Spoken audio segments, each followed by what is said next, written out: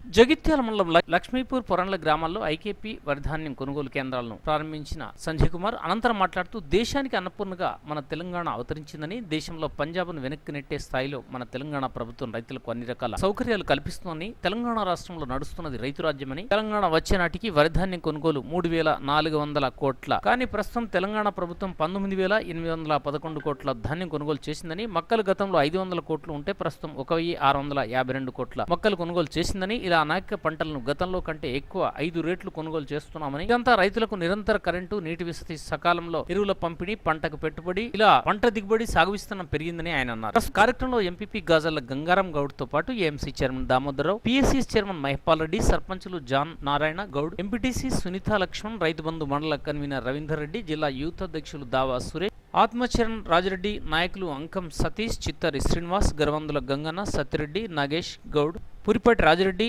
రాజాగౌడ్, శంకర్, విజయ్ తదితరులు పాల్గొన్నారు.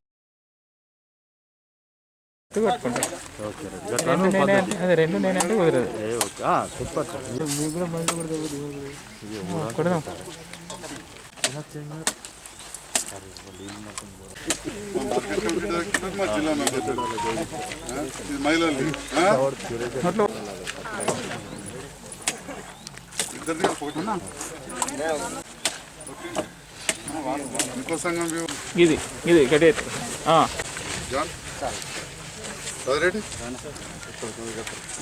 ముంగట్టుకోకన్నా ఓకే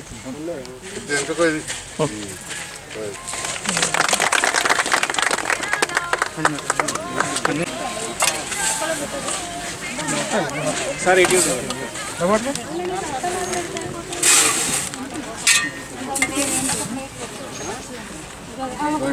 రైతుది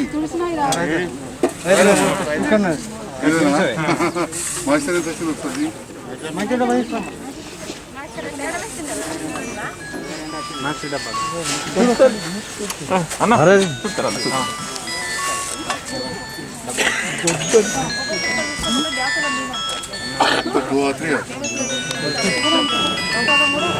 వచ్చింది 10 వచ్చేసి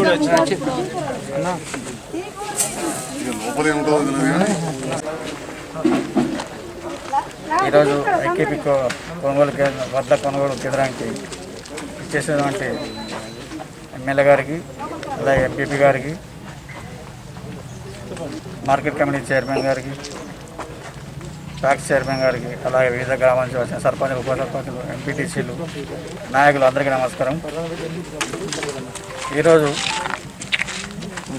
మా ఐకేపీ సెంటర్కి వచ్చినందుకు, లక్ష్మీపూర్ ఐకేపీ సెంటర్ వడ్ల కొనుగోలుకు కేంద్రాన్ని ప్రారంభించినందుకు ఎమ్మెల్యే గారికి స్వాగతం తెలియజేస్తూ, లక్ష్మీపూర్ గ్రామంలో ధాన్యం కొనుగోలు కేంద్రాన్ని ఓపెనింగ్కి వచ్చిన మన ఎమ్మెల్యే సార్ గారికి మరియు ఎంపీపీ గారికి, మరి వివిధ గ్రామాల నుండి వచ్చిన సర్పంచులు మరియు ఎంపీటీసీలు మరియు గ్రామ ప్రజలు, రైతులు అందరికీ పేరు పేరున యొక్క ధన్యవాదాలు. దయచేసి ఎవరు ఎలాంటి ఇబ్బంది లేకుండా ఐకేపీ కొనుగోలు కేంద్రం యొక్క సభ్యులు అందరికీ సహకారం చేస్తారని మేము కోరుకుంటున్నాము. మొదటి మహిళా కొనుగోలు కేంద్రానికి మమ్మల్ని ఆహ్వానించినందుకు ఏపీఎం గారికి, మహిళలకు, గ్రామస్తులందరికీ, రైతులకు అందరికీ హృదయపూర్వక నమస్కారాలు.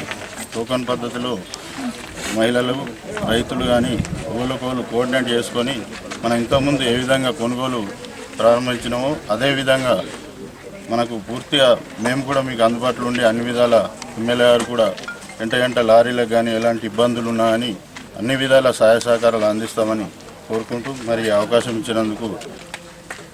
ఒకవైపు తెలంగాణ రాష్ట్రంలో పంటల ఉత్పత్తి ఎన్ని లక్షల మెట్రిక్ టన్నులు అంటే కోట్ల క్వింటాల ధాన్యం ఎక్కువైందో చూస్తూ ఉంటే చాలా సంతోషం అనిపిస్తూ ఉంది. ఇవాళ దేశానికి అన్నం పెట్టే స్థాయిలో తెలంగాణ రైతాంగం ఇవాళ ముందుకు వచ్చింది. ఇవాళ తెలంగాణ రాష్ట్రం నడుస్తున్నది రైతు రాజ్యం. తెలంగాణ నడుస్తున్నది రైతు రాజ్యం. గౌరవ ముఖ్యమంత్రి కేసీఆర్ గారు రైతు పక్షపాతి. వాస్తవం చెప్తున్నా, రైతు పక్షపాతి. వ్యవసాయం లేని కొంతమంది అసూయపడుతున్నారు. ఆ విధంగా ఎందుకు ఇంత ధైర్యంగా చెప్పగలుగుతున్నా అంటే తెలంగాణ వచ్చినాడు అంటే అంతకుముందు ప్రభుత్వాలు ఇచ్చిన నీళ్లు కరెంటు ఇంకేందో చూసి వాళ్ళు కొన్నాయి 3,356 కోట్ల రూపాయల వడ్లు సంవత్సరానికి. ఆ తర్వాత సంవత్సరం ముందే చెప్పినాం, అప్పుడు ఎలక్షన్లు అప్పుడు నేను కొద్దిగా ఓడిపోయింది, కానీ సభలో జగిత్యాల కూడా కేసీఆర్ గారు చెప్పారు కరెంటు కష్టాలు మాత్రం ఇంకా 4 రోజులు ఉంటాయని. కరెంటు కష్టాలు అట్లనే ఉంచి చీకట్ల పెట్టి సగం.